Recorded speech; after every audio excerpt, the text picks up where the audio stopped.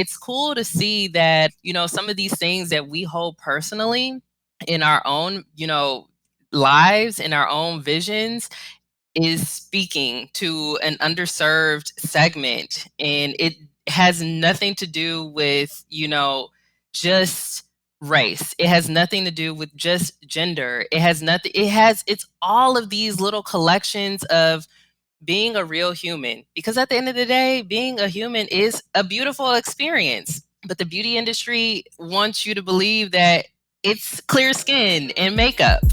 Let's discover the Cleveland entrepreneurial ecosystem. We are telling the stories of its entrepreneurs and those supporting them.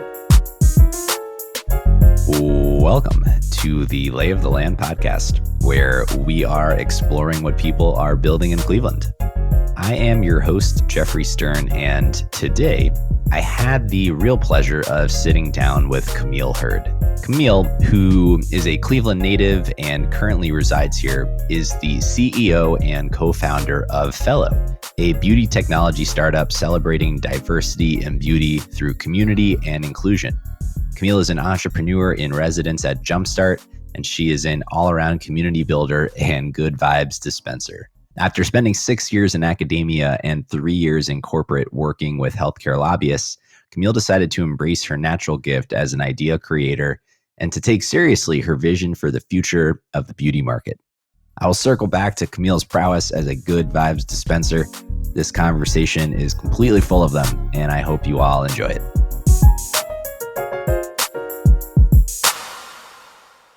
I think it is always a fun place to start with quotes, and to kick us off here today, I will prompt you with one that you have presented to me and have called out as particularly important. But here it is. I could have stayed where I was and had a life you'd be proud of, but I'd rather chase things never thought of. So I will just say I'm also a big Childish Gambino fan. But what does this quote mean to you? And we'll use it kind of as a prompt here to speak to the arc of your career and your path to entrepreneurship. Yeah, absolutely. So woo woo for Childish Gambino, but that quote for me really speaks to following your path, and I think in our society, there's a lot of prescribed paths that are, packaged up to us in the form of college degrees and the form of career paths and all of that. And, looking at my life and the opportunities that I've had as far as, having a nice corporate job, having, the ability to move up in ranks and climb the quote unquote corporate ladder, which is becoming, unstable. But it really has, that quote for me really has encapsulated that this idea that you can go your route, you can find success in your way and define it on your terms. And the moment that you start doing that, all these other things start aligning to keep propelling you forward. So it's taking the route that is not prescribed to you and doing the things that others might think are undoable, unthinkable, and embracing that. As you laid it out, not that we have to go into poetry, but Childish Gambino is probably inspired by some Robert Frost there. The Path Less Taken. Most definitely. Favorite second grade poem right there. Beautiful. Well, I think we could just kind of work our way into the path less prescribed that you've taken, and what kind of drew you to it, and what really was your motivation there as you started on it. Absolutely. So I think for me, I've always been a creative thinker, and it was probably the summer before entering grad school. So I just finished undergrad with a degree in medical anthropology, and everybody's like, what are you going to do? Dig up bones and stuff? And I'm like, nah. So I'm like any college student that doesn't know what they're going to do. They apply to some grad schools and some, opportunities just to keep moving. And that's what I did. But before grad school, I vividly remember, sitting on my back porch before I packed up everything and moved to North Carolina and just started writing every idea that I had, and just looking at a notebook and thinking, what is the worst that can happen? if I take one of these ideas seriously. And I just started to like rank them, like which ones am I drawn to? Which ones seem the most Mm. interesting? Which ones could be profitable? And I picked the one that was really speaking to me, and it had a lot to do with the beauty space and all of this movement that was happening as far as like content being created, entrepreneurs rising up in this industry. And I knew that something was there, and nobody was going to tell me to take that idea seriously. And so that was my initial seedling spark of maybe I should just take one step. And one step came to five steps, and five steps came to a whole stair, and a stair became, I walked up a flight of stairs. We're going somewhere.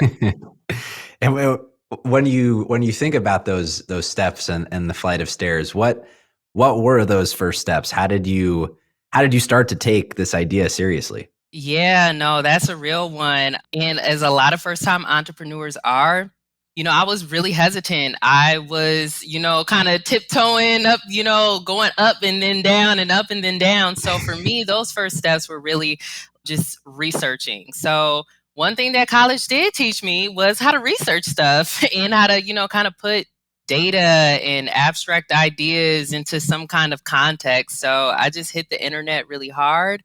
I talked to actually my freshman year roommate back in undergrad about the idea, and we both were just on the same page. And so we started just putting like a monthly meeting on the calendar to talk about what research that we found, and then we got to a point of let's actually flesh out a business plan. And so those were the initial first steps. It was just researching on the internet, something that we were very comfortable with, and putting it on paper, which I always recommend doing because it's the first step of manifesting anything, getting it out of your brain onto something that's tangible. Mm. Galvanizes your Yes. thinking, getting it out. It's like, do I really understand this? I'll even write it down. It forces you. Yeah. So what, you kind of mentioned the space that you're thinking about and operating in beauty. But digging a little deeper in that, where's the opportunity that you have an inclination exists and the vision that you have for the broader space at that point in time? Gotcha. So at that point in time, so this is going a while back for real. So we're talking about like 2014, 2015. And it was seeing the rise of influencers. Like, and we kind of forget that influencers, it's still a relatively new term. I would say over the past 7 years, it has become a, job in itself. But back around like the 2014 time, it was still, more so like YouTubers and people on Instagram that were posting things. And then now these people were kind of democratizing advertisement because they would get some products, they would share what, how they felt about those products. You started seeing like, hey, use my promo code. And back then it was still like really early off, but then you also saw a rise on our other side of the market with entrepreneurship in this space. So around that 2014, 2015 time, there were, a couple of these hair care brands that were selling their products online, like direct to consumer. So you started to see the rise of e-commerce, particularly in, in every industry, but definitely in the beauty space. And it was just really interesting to see because historically, the beauty industry has been owned by, I want to say, 7 companies. So Hmm. L'Oreal's, P&G's, those big companies. And then you have this rise of these woman-owned companies that were coming up with skincare, hair care, and all of that stuff, and how they were leveraging, the word of the people, the word of consumers to grow their brands. And so that's when we were like, okay, there's a nugget in here that we can partake in. And what was that nugget? Where do you start to build the foundation for what Fellow is today? Absolutely. So the nugget was that this industry, the beauty industry, is very fragmented. So you have content creators creating all of this great content across so many different platforms. You have these content creators having the power to influence how purchasing behaviors are, being changed. And then you have a fragmented landscape for these rising entrepreneurs to tap into all of these different social channels and all of these different people to begin growing their brands and getting their brand awareness out there.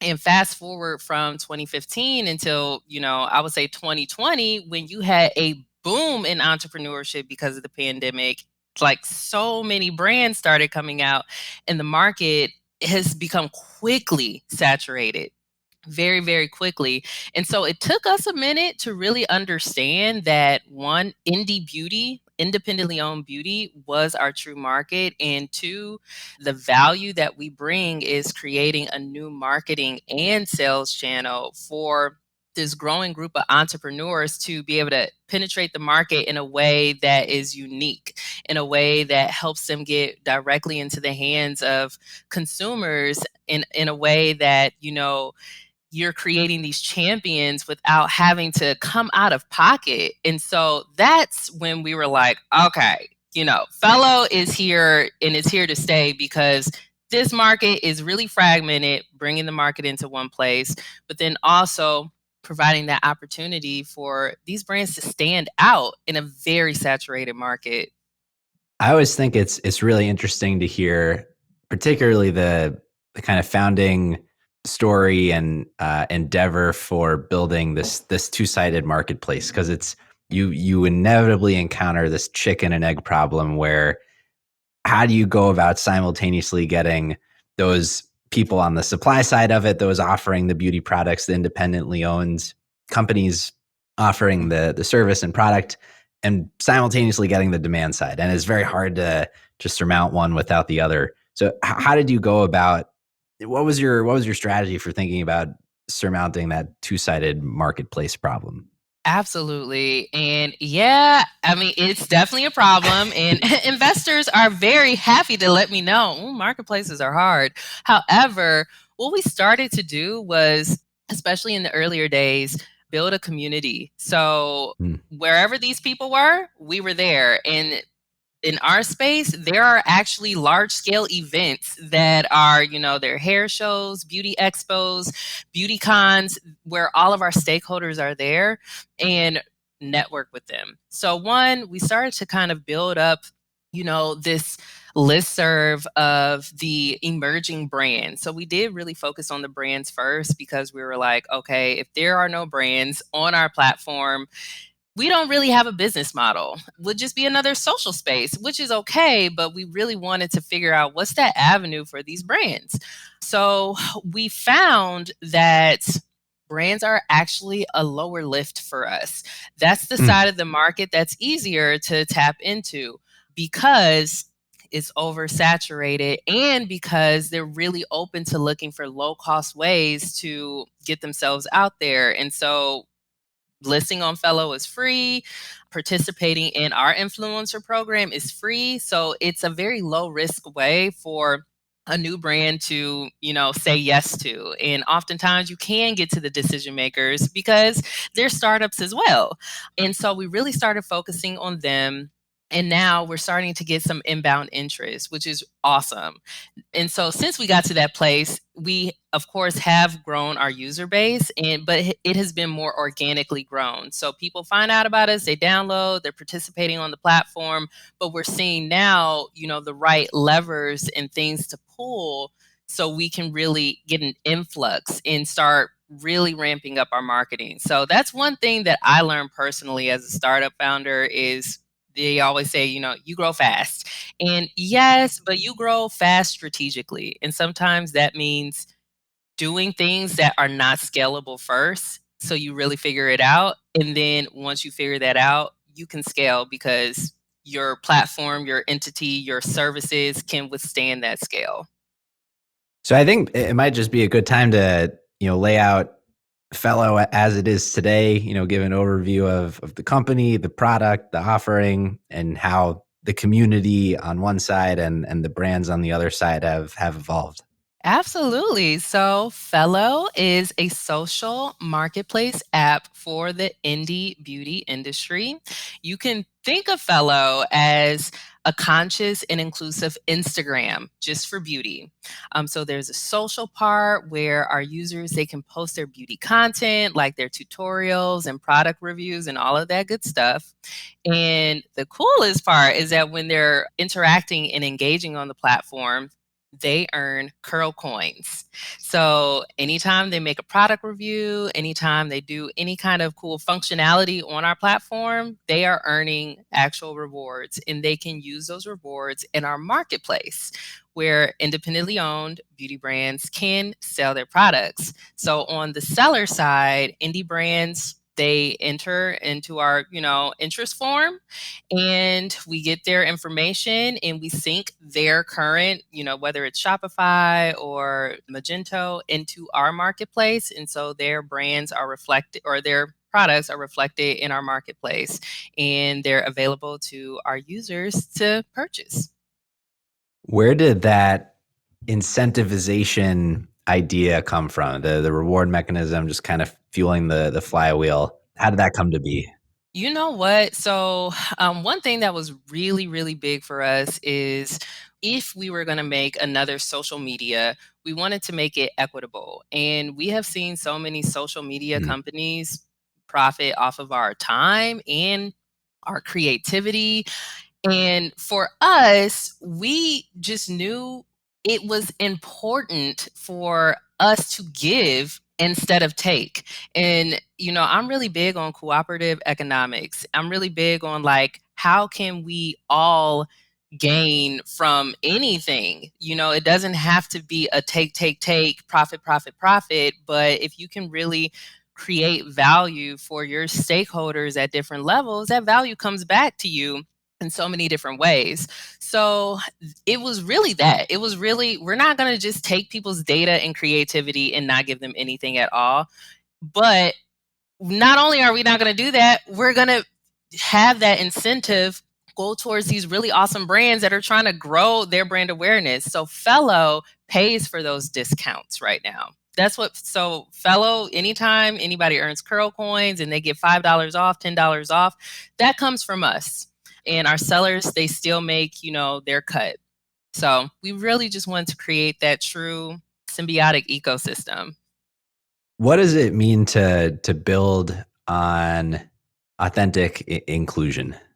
Yeah, yeah. So that's another key thing for us being particularly in the beauty space, founded by women and particularly women of color. We really wanted to be an authentic leader in whatever we touch, in whatever we create. And so for us, what that means is, not just on the surface level, having diverse representation, but even to, speaking to like some of the algorithms behind our social media today, certain things continue to populate and surface because algorithms are not inherently inclusive. They're really framed by human behavior, and human behavior is framed currently by our society, which really isn't that inclusive, especially when it comes to beauty.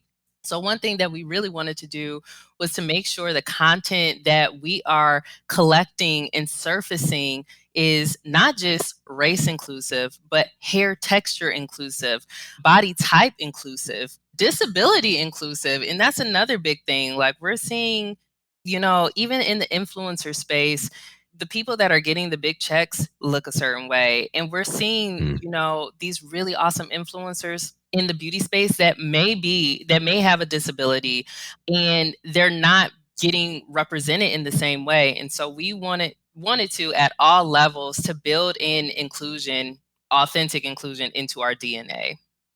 And how have you found that from I don't know, just with all the kind of seeds that you're planting from the onset, the inclusivity, giving back to the community, building on authentic inclusion, how it has affected the community that ultimately that you're building, and maybe just the engagement that you're getting from those who are using Fellow? it is really creating the light effect, like the moth to the light or the magnet effect. And we are totally okay that, some people might see our platform and not feel that it might not feel like it's for them, because what we're conditioned to feel is you walk into Sephora and you walk into Ulta and it feels very, high fashion, costs a lot of money, everything's luxury. And for us, everything is just real. And so when you come into our community, you see real people that might have real acne posting their real pictures, being really happy. And you see our community responding to that in a positive way. And our job is to, stand firmly in that realness and that authenticity. And we're seeing that people are drawn to it. People are sincerely drawn to it, the right people. So it's cool to see that, some of these things that we hold personally in our own, lives, in our own visions, is speaking to an underserved segment. And it has nothing to do with, just race. It has nothing to do with just gender. It's all of these little collections of being a real human. Because at the end of the day, being a human is a beautiful experience. But the beauty industry wants you to believe that it's clear skin and makeup, you know? Mm. Yeah, no, I understand. I'd love to hear, putting a face to some of these ideas. What do some of the brands on the marketplace look like? What are your favorite examples of some of those independently owned companies and their stories? Yeah, absolutely. So there are so many of these brands that, I mean, all of them I'm a fan of, but just from a demographic standpoint, 90% of them are women owned and 80% of them are minority owned, which in itself is, really inspiring to see. People like going out on a limb to create and make things with genuine love. So I would say I can't even just say like I have some favorites. Like they're all sincerely my favorites, but everything from Head Wraps, Perfect Pineapple. They're actually a Cleveland-based company that, and Sharon Leeper, she's the founder who's here in the city as well. Incredible, incredible products. There are, everything from self-care. So there's a line called Lotus Flower Ohm, and they have a candle that burns into a lotion. So you burn your candle, you feel the Mm. vibes, and when it melts, you can use that on your skin. So all of these different products have been, curated with just passion and love behind them. And that's something you just can't walk into, Walmart and find instantly, So it's really cool to see. We have a collection of not just products, but people in those products. Yeah, I would say love and inclusion is not the first two things I feel when I walk into Walmart. Yeah. How do you think about both, presently, but thinking more about the future and the impact that you hope to have with FELOH in retrospect? What does success look like and mean to you? I would say success. There's a couple of different ways that we can understand success for FELOH. I would say, sticking to our core vision, if we are really being an avenue and an advocate for these entrepreneurs in this space, we want to give them the opportunity to grow and scale. And whether that means helping them really find the right supply chain to really get their price points together, whether that means helping them become internationally recognized brands and brokering deals so their products can be in the UK, and helping them globalize and scale that way, helping them potentially exit. And so what we find is, a lot of these brands, you can grow their companies to a certain point, and if they choose to exit, and not all brands do, but most businesses, if they're successful, they have a really great exit. But especially when you build something off of love, you want it to exit in a way that feels true to you, and helping, negotiate what that could look like. So we really see ourselves being a leader in that way for the beauty industry. And then another thing I would say, again, being a minority woman-owned tech startup, we want to be able to be up there as, a quote unquote unicorn and really show that representation in that capacity, because to this day, we have not seen too many companies that are founded by people that look like me be in the, high level of the Forbes, it be in the Inc. magazines, be in these spaces that are being talked about on par with the other big startups that have done it. So we really want to be able to be one of those faces that show, look, we did it. It wasn't easy, but it happened. When you think about the next flight of stairs, right? As you made your way up the first few floors, what is coming next? What's on the horizon for FELOH that you're excited about? Oh my goodness. It's definitely a lot. It's a big staircase. We made it to a good first landing. So our product is in the market. We have our MVP people can download, which is really, really cool. But since we had to learn a lot of lessons, a lot of ups and downs through those earlier years being an entrepreneur, we got to a stable place where it really is time for us to market and grow. And that's the next flight of stairs for us, is really finding the right paths for us to reach those people that are craving that authenticity and beauty. And so a lot of our initiatives are lining up those marketing opportunities. And I can't say everything now, but there's some partnerships in the works that are really aligning themselves for us to do just that. And so it's really getting to that marketing standpoint alongside raising our first external capital. So by external, I mean not the friends and family and the angels, like really being in the VC world. And we're, we have some interest, which I'm very excited about as well. And interest means options. That is very exciting. Options are always good. Yes. On the flip side of that coin, as you've thought of and gone through the startup journey so far, when you think about the next flight of stairs, what causes you to stay up at night? What is daunting to you about this process so far? Oh, yeah. I mean, honestly, I'm probably gonna be one of the ones that like I wouldn't say that I stay up at night worried about things. Like this journey has humbled me and humbled my spirit in so many different ways that I do not worry because I know.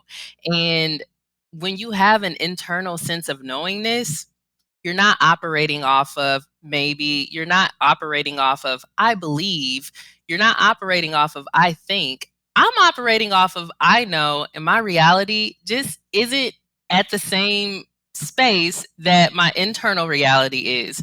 But it was not always like that. So I would say 2 years ago, what kept me up at night was financing FELOH. FELOH was primarily financed by, my savings in my first corporate job and then through credit. Like me and my co-founder, we dug a hole for ourselves because we didn't have friends and family that can cut checks for us to spend and figure it out. Debt kept me up at night.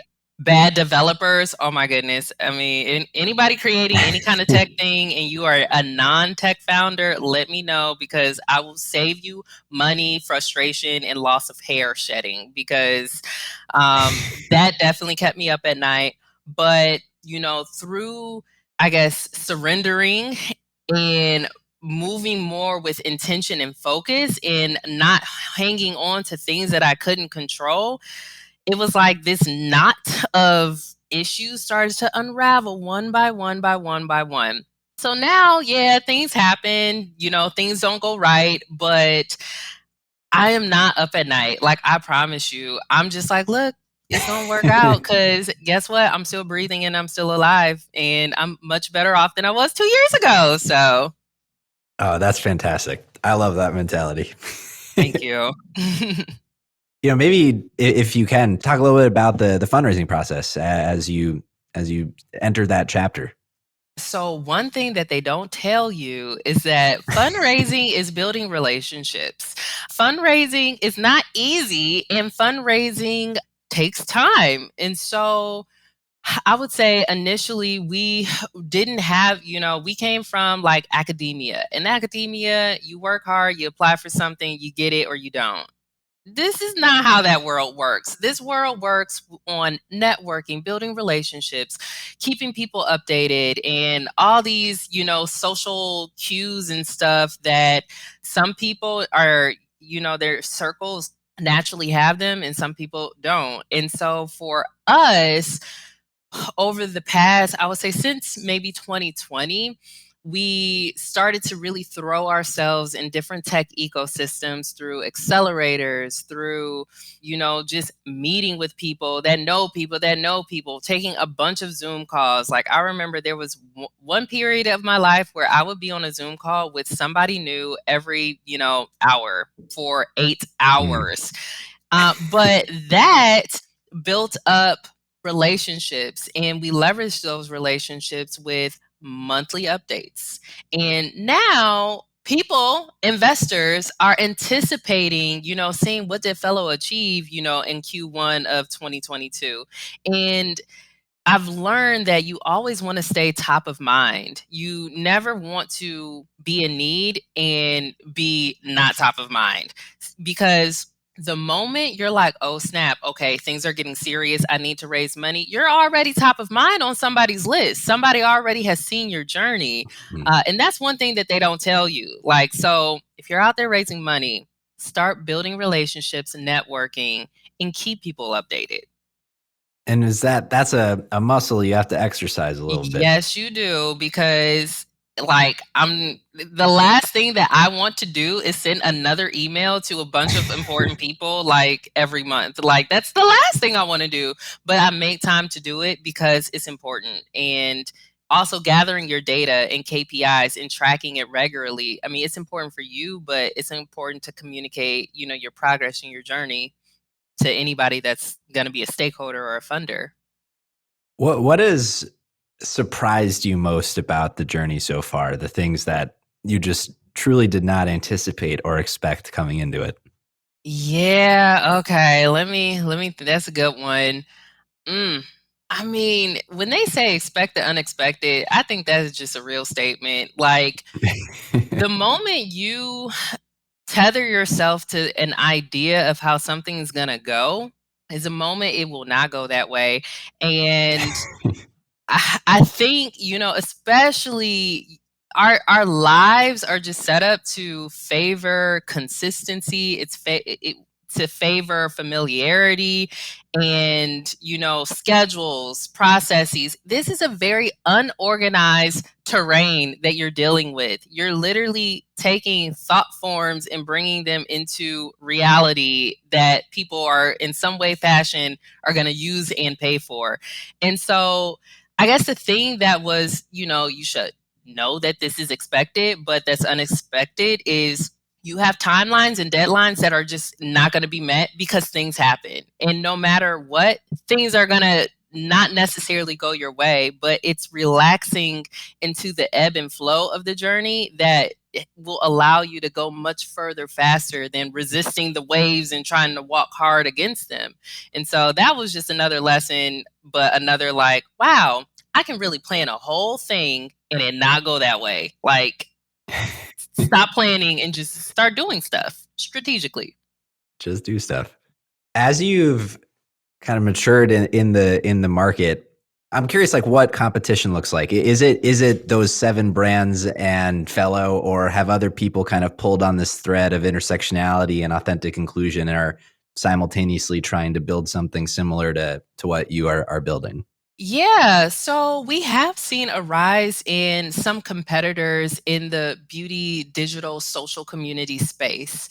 So there are a couple of different social communities that are popping up for beauty. But the thing that we're seeing that's different with Fellow is not just being a social space, not just being an avenue for people to, oh, yeah, I tried this beauty product and this is how I felt about it, but being all of those things, but empowering the little guys, the little entrepreneurs, the ones that are really growing their brands out there. So a lot of the digital communities, they're still very much in alignment with, some of those brands that have already raised, a couple $1 million, that are already in big box retail, and not necessarily intentionally, bringing up that side of the market. And that's one of our sweet spots.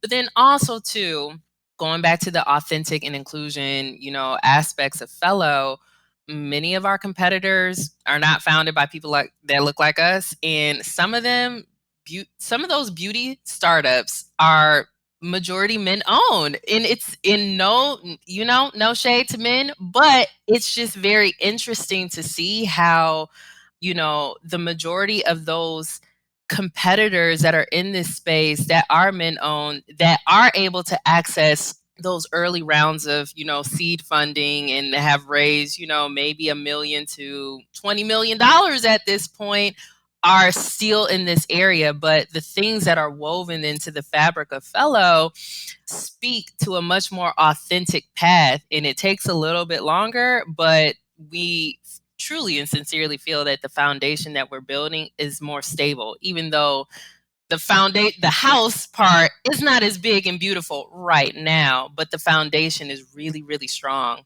because of the community that we're building. Mm.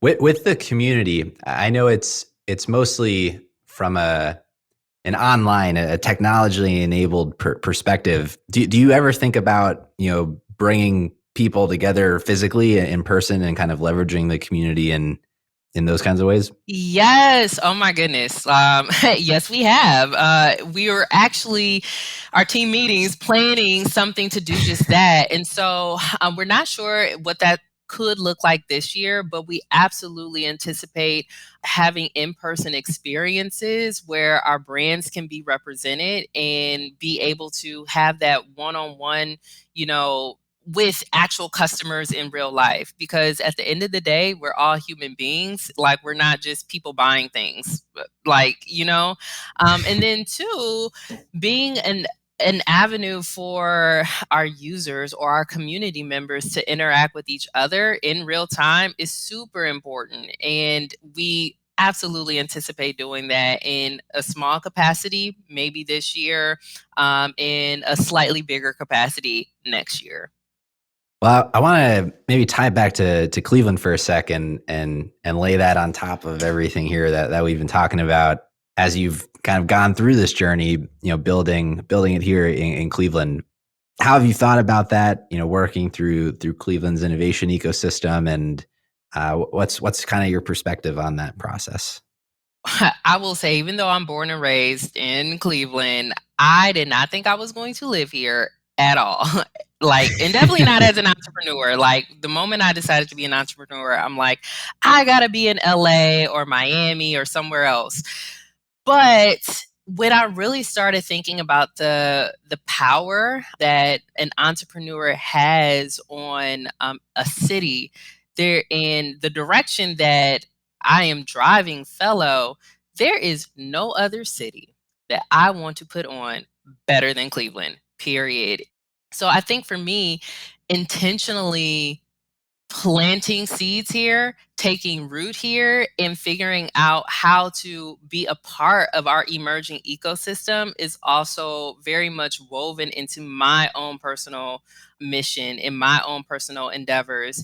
I have seen our city change tremendously since I left for high school, like tremendously. And that was over a decade ago. Like, it's been a minute. So it's just really cool to see, the city changing, but at the same time, not changing quick enough. And so I really do hope and foresee my role with FELOH, my role as an entrepreneur in residence at Jumpstart, my role in our just greater innovation ecosystem, being one of those connectors to amplify that growth. Yeah, a lot of that resonates. I hope so. Yeah. Just reflecting a little bit now on the whole FELOH journey so far. What are your learnings? What are the things that you're taking with you that you've picked up along the way? Yeah. So I would say going back to the ebb and flow of just entrepreneurship, it is truly like one thing that I had to learn was finding the sweet spot between focusing and working and intention and surrendering. And that middle sweet spot is like where you like smooth and like flow through the journey of entrepreneurship where things align, you're moving in the right direction, you're not forcing something, but you're not like lackadaisical. It truly is finding that sweet spot of I'm going to focus and I'm going to surrender at the same time to create the thing that I'm creating. Another thing that I learned, and this is going back to me sitting on that roof that one day and writing down all of my ideas, was nobody's going to tell you to take your big ideas seriously. Like, nobody has a reason to tell you that. And unless you just surround yourself with super optimistic, positive Pop Tart people, like, nobody's just going to pop up and be like, you know what, you should actually do that. So I had to just learn that it's okay to take something that seems really big and seems impossible seriously. Like, it's okay. And I also had to learn that any experience that we have always has inherent value in it. So, and what that for me looks like is, through entrepreneurship, you are going to take some losses. And in on Team Fellow, we call them L's. You will take some L's and it will feel very hard to get back up after that L. But what Fellow says is we turn losses into lessons. So anything that we ever lose, anything that we ever, stumbled on, we extract whatever it is that we were supposed to learn from it, and then we keep it moving. And so losses turn to lessons. Lessons turn to lessons. I love that. What matters to you a lot that we haven't necessarily talked about yet? What matters to me, going back, I guess, to like Cleveland and Cleveland's ecosystem, or, growing adolescent ecosystem, because it's not fully mature yet. One of the things that really matter to me is finding ways to build community here for like-minded people.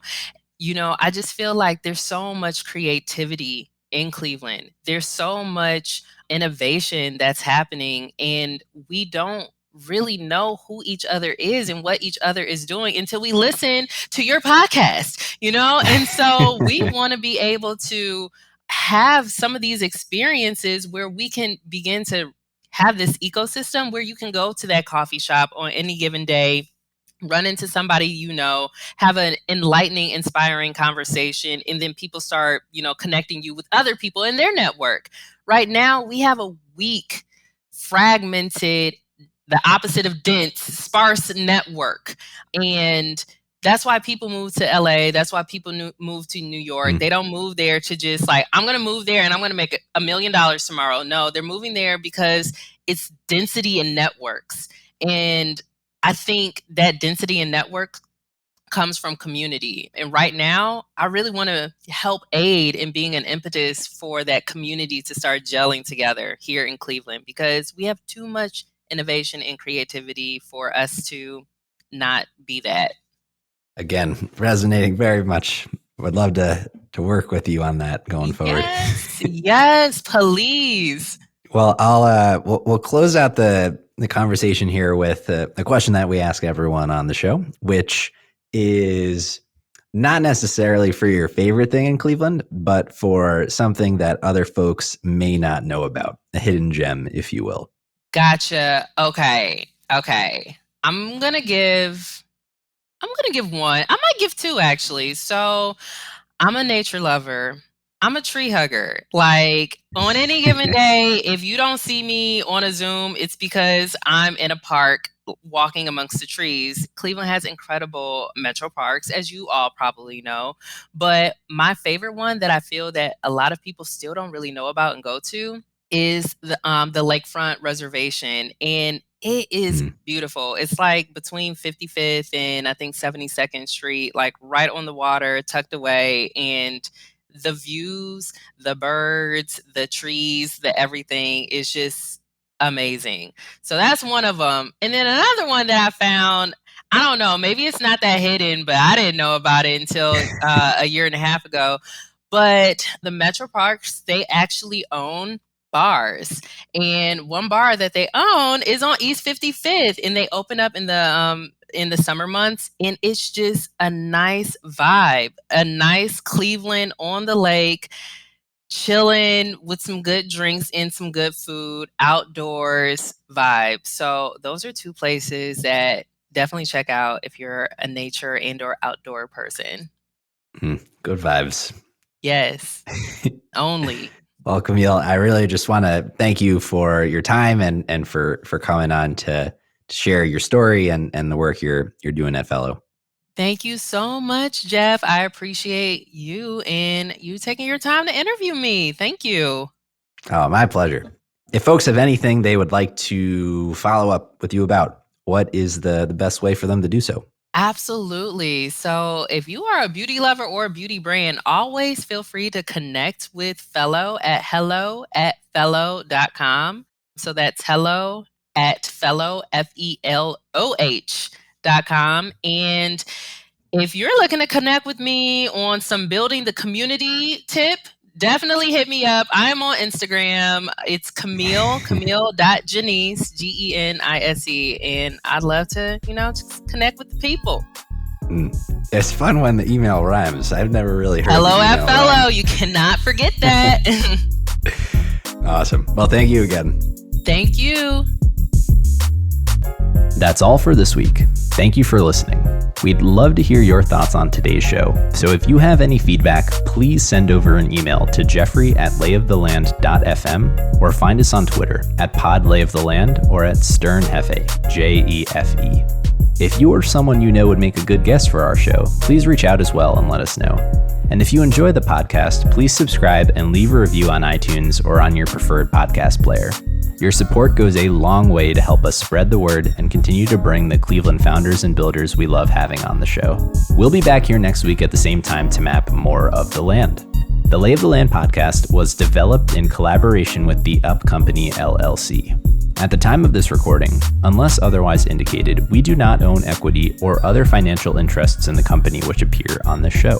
All opinions expressed by podcast participants are solely their own and do not reflect the opinions of any entity which employs us. This podcast is for informational purposes only and should not be relied upon as a basis for investment decisions. Thank you for listening, and we'll talk to you next week.